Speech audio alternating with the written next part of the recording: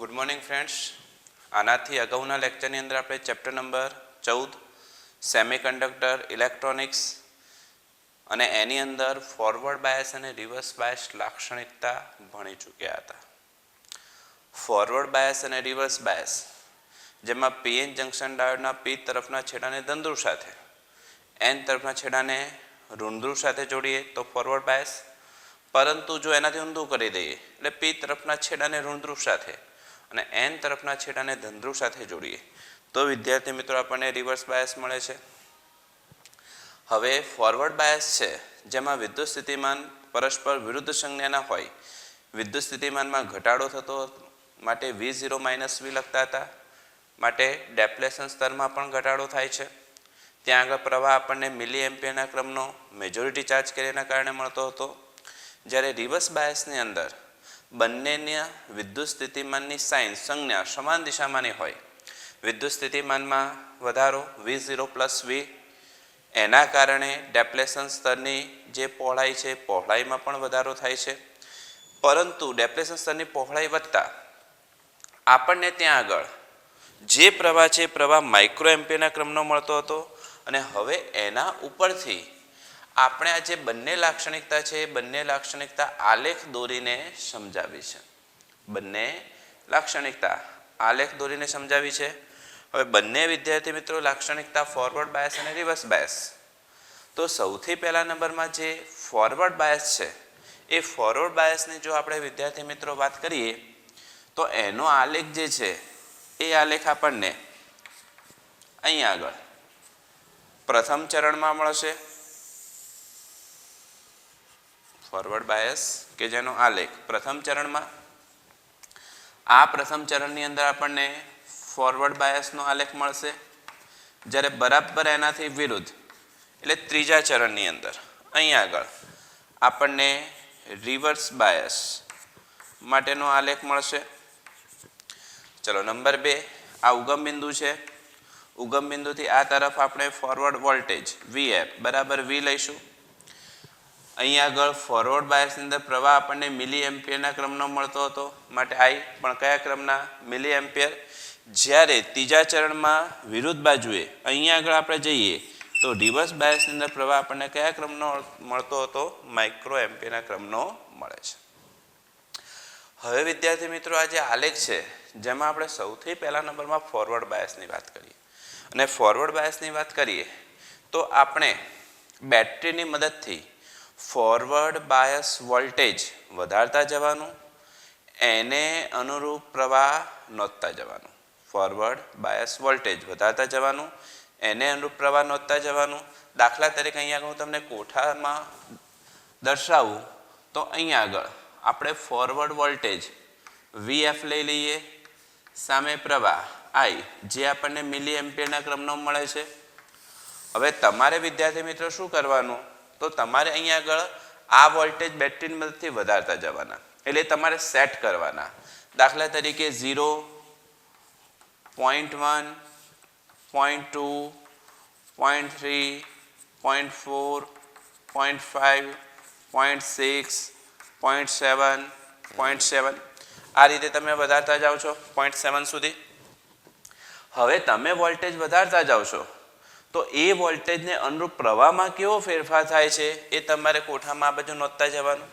તમે આ બાજુ નોંધતા જશો તો ધારો કે આ વોલ્ટેજ તમે કરો છો તો 0 એ 0 એ, 0.1 એ પણ 0, 0.2 0 0 0, 0.6 એ વધે છે 1, 0.7 એ વધે છે 10, ફરીથી આ બાજુ 0.7.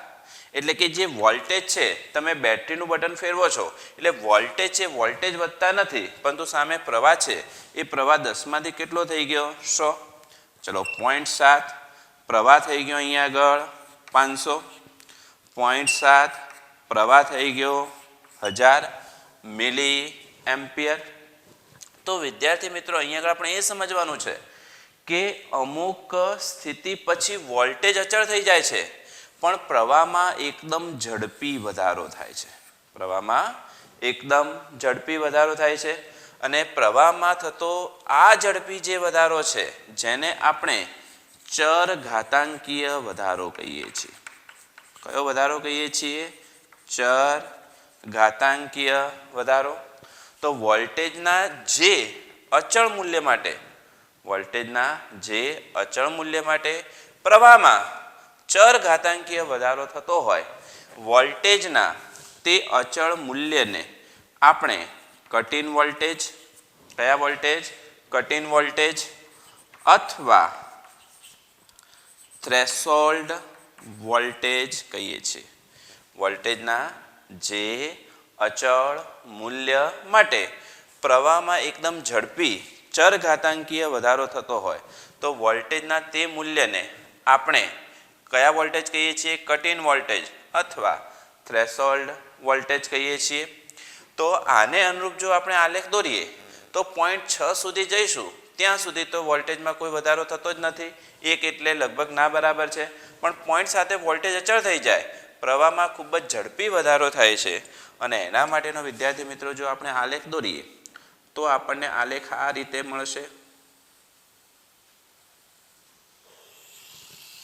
પછી આ પ્રવાહમાં એકદમ ઝડપી વધારો થઈ ગયો અને વોલ્ટેજના જે અચળ મૂલ્ય માટે પ્રવાહમાં ખૂબ જ ઝડપી ચર ઘાતાંકીય વધારો થતો હોય, વોલ્ટેજના આ મૂલ્યને આપણે કહીએ છીએ કટ ઇન વોલ્ટેજ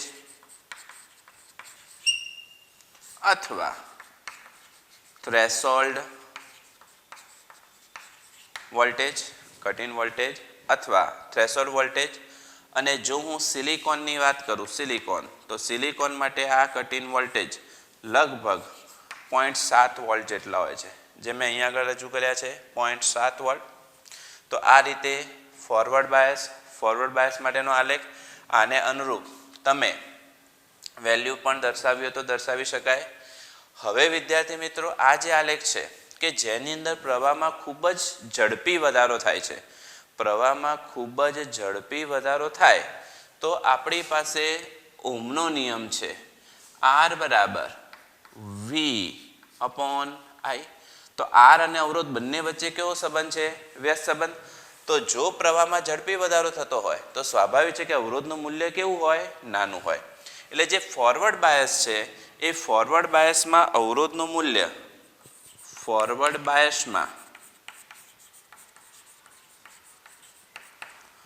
અવરોધ R બરાબર 10 થી 100 ઓહ્મ જેટલો હોય છે. કેટલો હોય છે? ફોરવર્ડ બાયસ અવરોધ. આ જે અવરોધ છે એ અવરોધ લગભગ 10 થી 100 ઓહ્મ જેટલો હોય છે. એટલે બહુ જ ઓછો કહેવાય. કેવો કહેવાય? બહુ જ ઓછો કહેવાય. હવે વિદ્યાર્થી મિત્રો જો આપણે રિવર્સ બાયસની વાત કરીએ તો રિવર્સ બાયસની અંદર સેમ, પણ ફોરવર્ડ અને રિવર્સ. ફોરવર્ડ એટલે આગળ જઈએ, રિવર્સ એટલે પાછા આવીએ. તો આનો જે આલેખ છે બરાબર આના કરતાં વિરુદ્ધ, એટલે આપણને ત્રીજા ચરણમાં જોવા મળશે. અને એ વખતે આની જેમ જ તમે વોલ્ટેજ વધારતા જાઓ છો, પ્રવાહ નોંધતા જાઓ છો. તો રિવર્સ બાયસમાં વોલ્ટેજના જે અચળ મૂલ્ય માટે પ્રવાહમાં વધારો થતો હોય એ મૂલ્યને અહીંયા આગળ આપણે કટ ઇન કે થ્રેશોલ્ડ નથી કહેતા, પરંતુ એને કહીએ છીએ રિવર્સ બ્રેકડાઉન વોલ્ટેજ. કયો વોલ્ટેજ? Reverse breakdown voltage.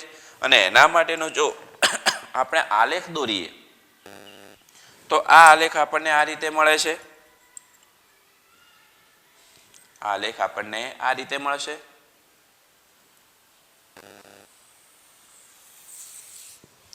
આલેખ આપણને આ રીતે મળે છે. અને આની અંદર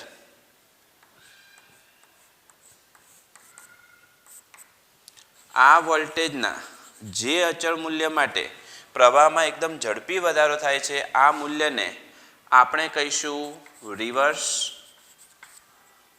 બ્રેકડાઉન વોલ્ટેજ. શું કહીશું? Reverse breakdown voltage.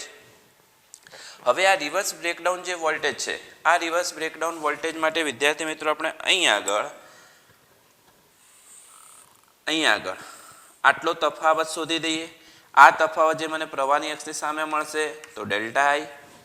એ જ રીતે આ તફાવત શોધી દઈએ. આટલો તફાવત શોધું હું તો આ મને મળે છે ડેલ્ટા વી, અને ડેલ્ટા વી અને ડેલ્ટા આઈને અનુરૂપ જો આપણે અહીંયા આગળ અવરોધ શોધીએ, રિવર્સ બાયસ અવરોધ R R B, reverse bias અવરોધ આર આર બી બરાબર delta V upon delta I ઓમના નિયમ ઉપરથી, અને આર આર બી બરાબર delta V upon delta I જો આપણે આ શોધી દઈએ તો એના ઉપરથી આપણને રિવર્સ બાયસ અવરોધ મળે છે. અને રિવર્સ બાયસની અંદર આ જે અવરોધ છે આ અવરોધનું મૂલ્ય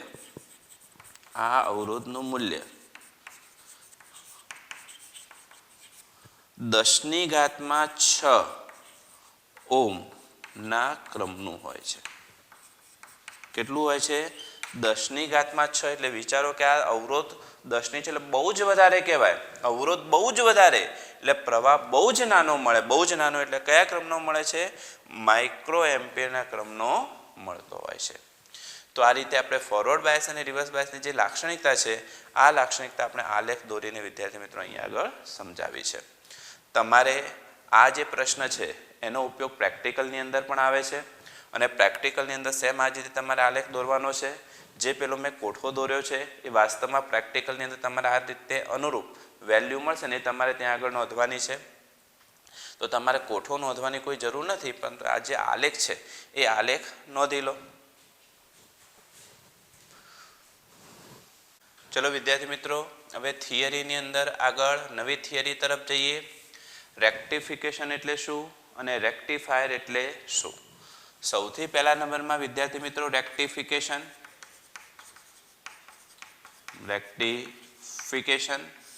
તો રેક્ટિફિકેશન કોને કહેવાય? તો જે પ્રક્રિયામાં એસી સિગ્નલનું ડીસી સિગ્નલમાં રૂપાંતરણ કરી શકાય, જેમાં એસી સિગ્નલનું ડીસી સિગ્નલમાં, એસી એટલે ઓલ્ટરનેટિંગ કરંટ એટલે કે જેની દિશા સતત બદલાતી હોય, ઉલટ સુલટ થતી હોય, અને ડીસી એટલે ડાયરેક્ટ કરંટ એક જ દિશામાં મળે તે. તો જે પ્રક્રિયામાં એસી સિગ્નલનું, પણ વિદ્યાર્થી મિત્રો પ્રશ્ન થશે સાહેબ એસી સિગ્નલ એટલે શું? તો એસી સિગ્નલ એટલે તમે એમાં વોલ્ટેજ લઈ શકો, પ્રવાહ લઈ શકો કે પાવર લઈ શકો. એસી વોલ્ટેજ કે એસી પ્રવાહ કે એસી પાવર. એસી સિગ્નલનું ડીસી સિગ્નલમાં રૂપાંતરણ થાય તેને રેક્ટિફિકેશન કહે છે. જે પ્રક્રિયામાં એસી સિગ્નલનું ડીસી સિગ્નલમાં, એસી વોલ્ટેજનું ડીસી વોલ્ટેજમાં, એસી પ્રવાહનું ડીસી પ્રવાહમાં કે એસી પાવરનું ડીસી પાવરમાં રૂપાંતરણ થાય તેને રેક્ટિફિકેશન કહે છે. ચલો એના ઉપરથી રેક્ટિફાયર.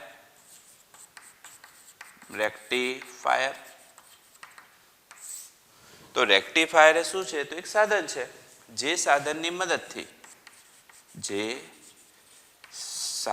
મદદથી એસીનું, એસી એટલે એસી સિગ્નલનું ડીસી સિગ્નલમાં રૂપાંતરણ કરી શકાય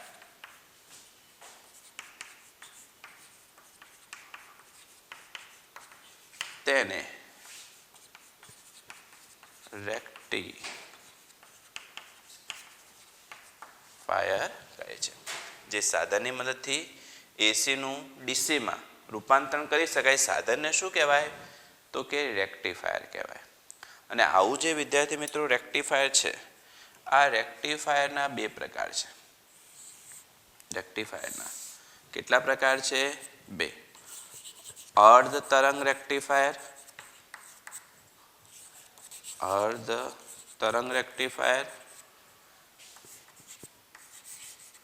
પૂર્ણ તરંગ રેક્ટિફાયર. તો સૌથી પહેલા નંબરમાં આ બે વ્યાખ્યાઓ ગમે તે જગ્યાએ એક એક ગુણમાં પૂછવી હોય તો પૂછી શકાય 2 માર્ક્સની અંદર. એટલે બંને વ્યાખ્યાઓ કે જે પ્રક્રિયામાં એસીનું ડીસીમાં રૂપાંતરણ થાય તો તેને રેક્ટિફિકેશન, જે સાધનની મદદથી આ એસીનું ડીસીમાં રૂપાંતરણ થાય તેને આપણે શું કહીશું? રેક્ટિફાયર. અને આવા રેક્ટિફાયરના કેટલા પ્રકાર? 2, અર્ધ તરંગ રેક્ટિફાયર અને પૂર્ણ તરંગ રેક્ટિફાયર. ચલો ઝડપથી નોંધી લો પહેલા આટલું. ચલો વિદ્યાર્થી મિત્રો, તો હવે આપણે અર્ધ તરંગ રેક્ટિફાયર, તો સૌથી પહેલાં જે અર્ધ તરંગ રેક્ટિફાયર છે એ અર્ધ તરંગ રેક્ટિફાયરનો વિદ્યુત પરિપથ સમજીએ. તો અર્ધ તરંગ રેક્ટિફાયર એનો વિદ્યુત પરિપથ, વિદ્યુત પરિપથ. ચલો અર્ધ તરંગ રેક્ટિફાયરની અંદર અહીંયા આગળ આપણે એક ટ્રાન્સફોર્મર લઈએ છીએ.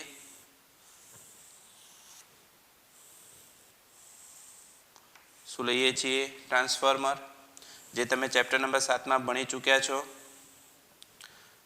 ચલો આ ટ્રાન્સફોર્મરની અંદર 2 પ્રકાર હતા, એમાંથી આપણે અત્યારે અહીંયા આગળ સ્ટેપ ડાઉન ટ્રાન્સફોર્મર લઈએ છીએ.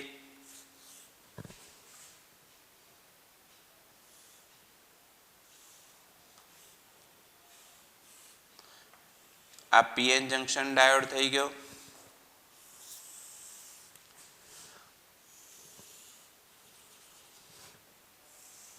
એની સાથે આપણે અહીંયા આગળ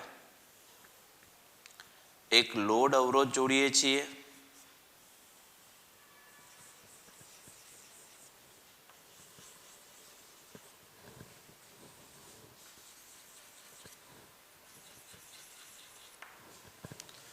હવે અહીંયા આગળ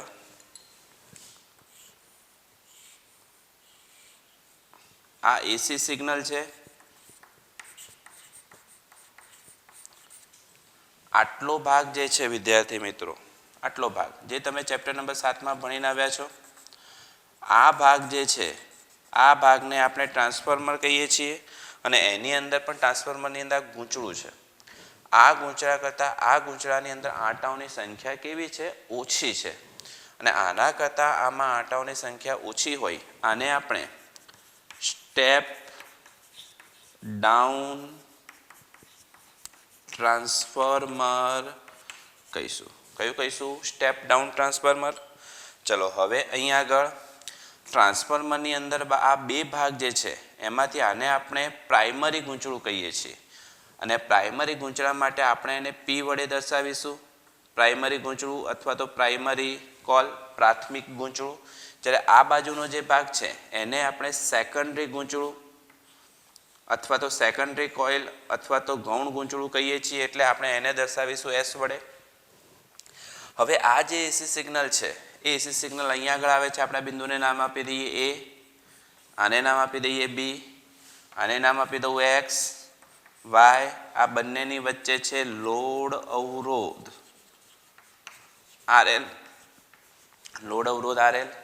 આ P N junction diode, diode માટે લખી દઉં ડી.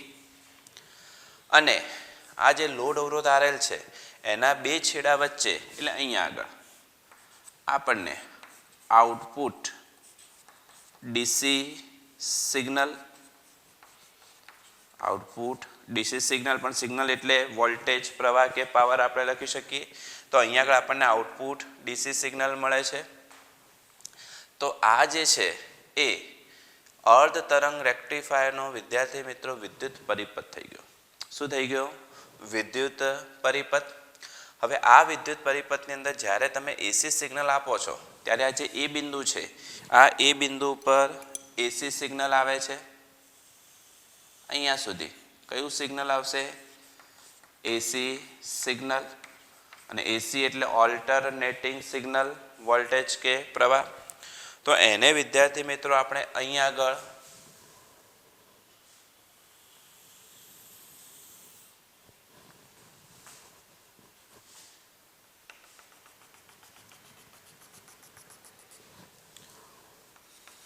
આલેખ દ્વારા સમજીએ.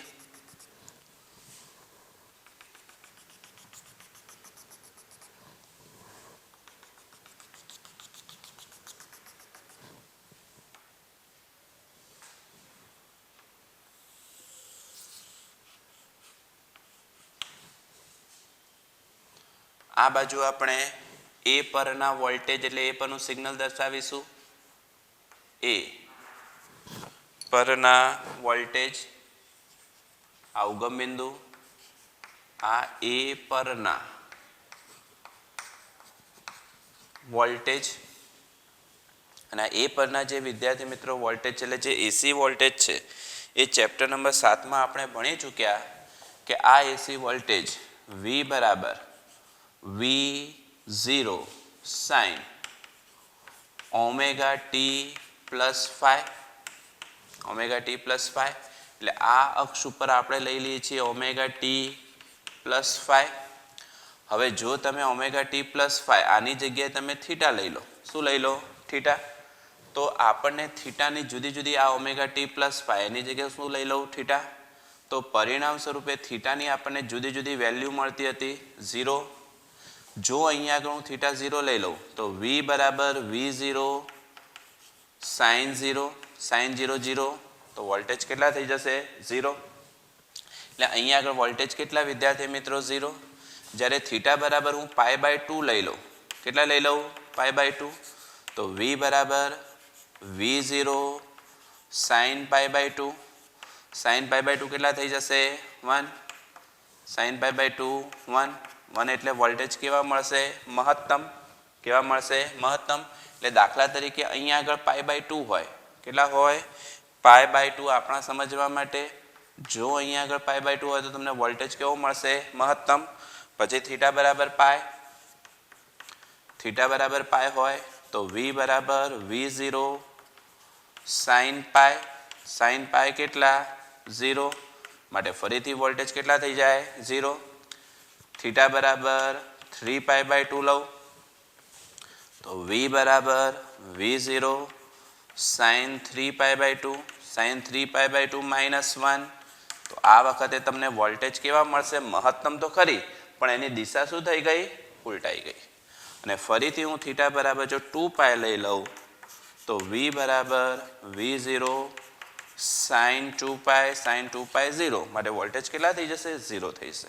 એટલે વિદ્યાર્થી મિત્રો જો હું અહીંયા આગળ 0 π/2 પછી પાય 3π/2 અને 2π એમ જો હું કન્ટિન્યુઅસ ચાલું તો જ્યારે થીટા બરાબર 0 છે ત્યારે વોલ્ટેજ મને કેટલા મળ્યા? 0. π/2 હશે ત્યારે વોલ્ટેજ કેવા મળે છે? મહત્તમ. વોલ્ટેજ મહત્તમ. પછી પાય 0 એટલે આનો જો આપણે આલેખ દોરીએ તો આ આલેખ આપણને આ રીતે મળશે.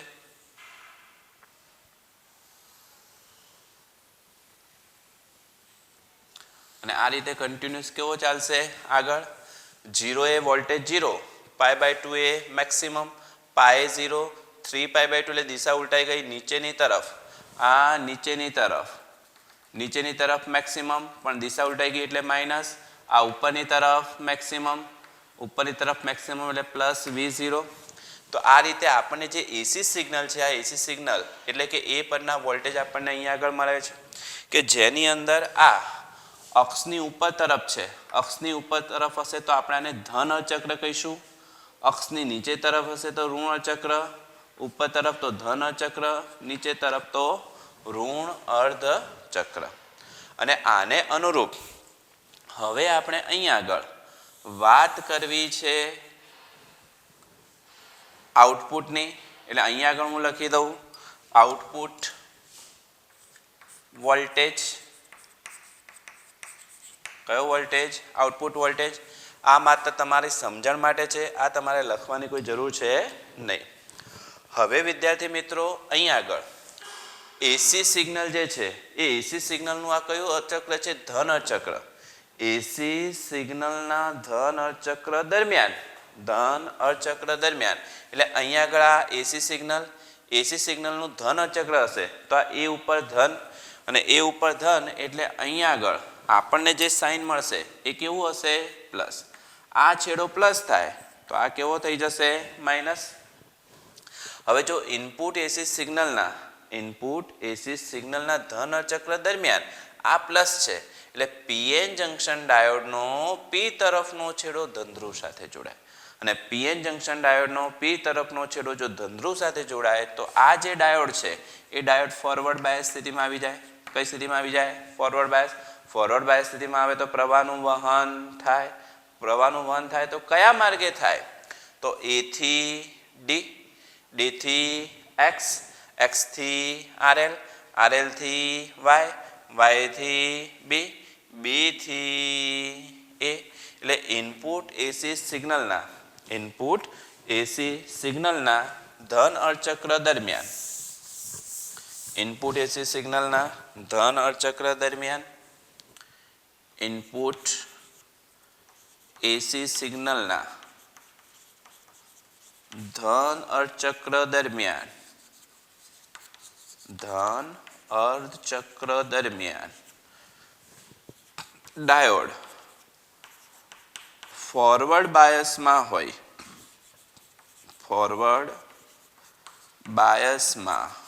હોય પ્રવાહ વહેશે કયા માર્ગે? એ થી ડી, ડી થી એક્સ, એક્સ થી આરએલ, આરએલ થી વાય, વાય થી બી અને બી થી એ માર્ગે પ્રવાહ વહેશે. જો વિદ્યાર્થી મિત્રો આ માર્ગે પ્રવાહ વહેતો હોય તો પરિણામ સ્વરૂપે આ માર્ગે પ્રવાહ વહેશે તો પછી ઓહમના નિયમ મુજબ R બરાબર V/I. તો V બરાબર કેટલા? IR. તો લોડ અવરોધ જે RL છે એમાંથી પ્રવાહ વહેતા એના બે છેડા વચ્ચે આપણને આઉટપુટ ડીસી સિગ્નલ એટલે આઉટપુટ વોલ્ટેજ મળશે. પરિણામે આઉટપુટ વોલ્ટેજ મળશે. તો અહીંયા આગળ આપણને આઉટપુટ વોલ્ટેજ મળશે અને વિદ્યાર્થી મિત્રો આઉટપુટ વોલ્ટેજ મળતો હોય તો આ આઉટપુટ વોલ્ટેજ ધન અર્ધચક્ર દરમિયાન આપણને મળ્યો. આ આઉટપુટ વોલ્ટેજ ધન અર્ધચક્ર દરમિયાન આપણને મળે છે. હવે વિદ્યાર્થી મિત્રો આ ધન અર્ધચક્ર આવી ગયું. હવે ધન પછી કયું આવશે? દિશા ઉલટાઈ ગઈ એટલે ઋણ આવશે. કયું આવશે? ઋણ. એટલે ઇનપુટ એસી સિગ્નલના ઋણ અર્ધચક્ર દરમિયાન કયા?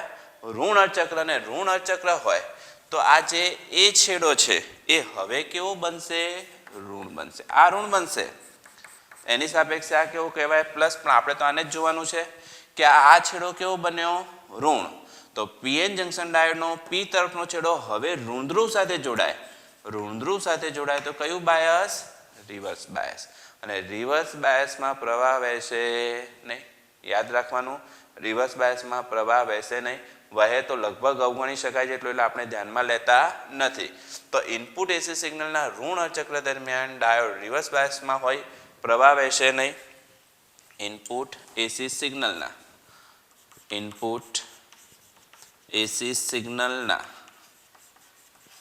ઋણ અર્ધચક્ર દરમિયાન ડાયોડ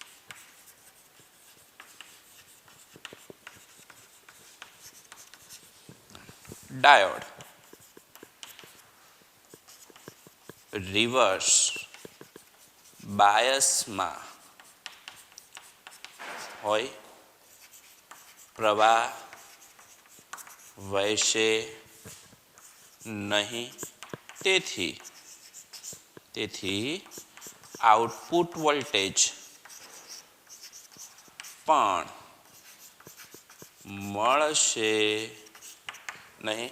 અને આઉટપુટ વોલ્ટેજ પણ મળતો ન હોય તો આ ઋણ અર્ધચક્ર દરમિયાન આપણને આઉટપુટ વોલ્ટેજ મળતો નથી. એટલા માટે અહીંયા આગળ એ કેટલો થઈ જશે? 0 થઈ જશે. કેટલો થઈ જશે? 0. એટલે ઇનપુટ એસી સિગ્નલના ઋણ અર્ધચક્ર દરમિયાન આપણને આઉટપુટ મળતો નથી. પરંતુ ફરીથી હવે કયું અર્ધચક્ર આવશે? ધન. ચલો હવે ફરીથી જો ધન અર્ધચક્ર આવે તો ધન અર્ધચક્ર દરમિયાન ફરીથી આ એ છેડો કેવો થઈ જશે? પ્લસ. તો પીએન જંક્શન ડાયોડનો પી તરફનો છેડો ધનધ્રુવ સાથે જોડાય તો ફરીથી કયું બાયસ? Forward bias. અને ફરીથી ફોરવર્ડ બાયસ તો ઇનપુટ એસી સિગ્નલના ફરીથી ધન અર્ધચક્ર દરમિયાન ડાયોડ ફોરવર્ડ બાયસમાં હોય, પ્રવાહ A D X R L Y B A માર્ગે વહેશે. પ્રવાહ વહેશે તો લોડ અવરોધ RL માંથી પ્રવાહ વહેતા આઈ અને લોડ અવરોધ RL માંથી પ્રવાહ વહેશે તો આઉટપુટ વોલ્ટેજ પણ આપણને મળશે. એટલે ફરીથી ધન ચક્ર દરમિયાન આપણને આઉટપુટ વોલ્ટેજ મળશે. એ જ રીતે ક્રમશઃ ફરીથી ઋણ આવ્યું. ડાયોડ રિવર્સ બાયસમાં પ્રવાહ વહેશે નહીં, તેથી આઉટપુટ વોલ્ટેજ મળશે નહીં. અને આ રીતે કન્ટિન્યુઅસ વિદ્યાર્થી મિત્રો ચાલ્યા કરશે. અને આની અંદર આપણને ઇનપુટ એસી સિગ્નલના માત્ર ધન અચક્ર દરમિયાન જ આઉટપુટ મળે છે. ઋણ અચક્ર દરમિયાન આઉટપુટ મળતો નથી અને ઋણ દરમિયાન આઉટપુટ મળતો નથી, માત્ર ધન દરમિયાન જ મળે છે. તેથી આપણે એને અર્ધ તરંગ રેક્ટિફાયર કહીએ છીએ. તો આમ એસી સિગ્નલના માત્ર ધન અર્ધચક્ર દરમિયાન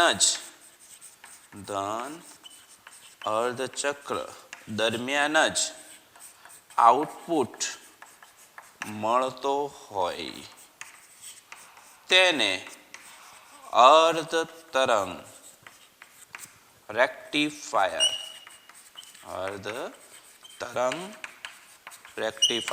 કહે છે. અને એટલા માટે અહીંયા આગળ આ આઉટપુટ નથી, માટેનું નામ શું છે? અર્ધ તરંગ રેક્ટિફાયર. તો વિદ્યાર્થી મિત્રો તમારે આ નોંધવાનું નથી, આ માત્ર તમારી સમજણ માટે છે. બાકીની જે થિયરી ઝડપથી નોંધી લો. પરીક્ષા માટે આ અગત્યનો IMP પ્રશ્ન છે, એટલે બરાબર વ્યવસ્થિત તમારે આને તૈયાર કરવાનો છે.